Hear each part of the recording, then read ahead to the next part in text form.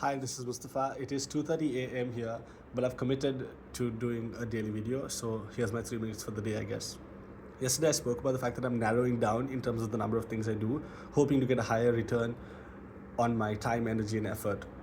Another thing that I'm doing differently within this different approach is we all know we should set quantifiable goals and metrics to our objectives. That's how we can measure and determine if we've succeeded or not. So I'm doing that, but what I'm doing differently is instead of attaching the metric to the outcome, I'm attaching it to the process. So for example, if my goal is to lose 20 or 30 kilos in a year, for example,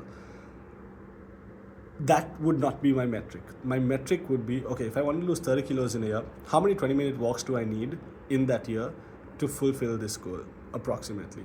Let's say I need one walk a day. So 365 days of 20-minute walks becomes my metric. If I need 200 walks a day, then 220-minute walks becomes my metric.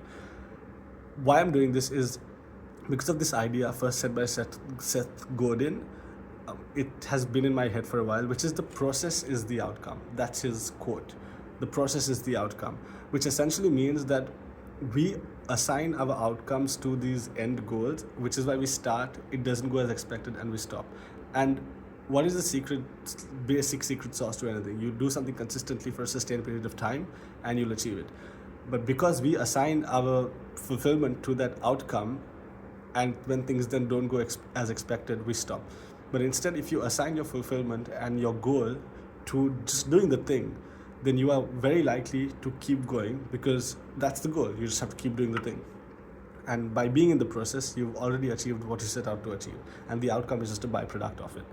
For a really cool example of this is, a lot of people have this aspiration to be a writer, and they have different benchmarks for it. I'll be a writer when I self-publish, or I'll be a writer when I have X amount of readers in my medium. Let's say if you're writing online, for example. Or I'll be a writer if I hit the New York Times bestseller. They're all different benchmarks, but they all have a certain outcome that they feel will make them a writer. But in reality, what do you need to become a writer? You need to write every day.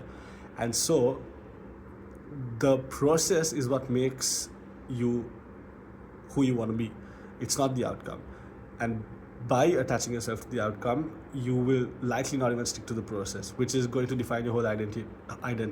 If you want to be the person that loses weight, you don't have to be the person that's lost the weight. You have to be the person that goes and does the walk.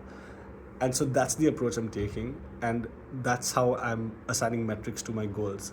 Process driven, process related metrics, and not outcomes. And outcomes is something I used to get to that process, and I've forgotten about it now. I hope this helps, and I'll see you tomorrow. Bye.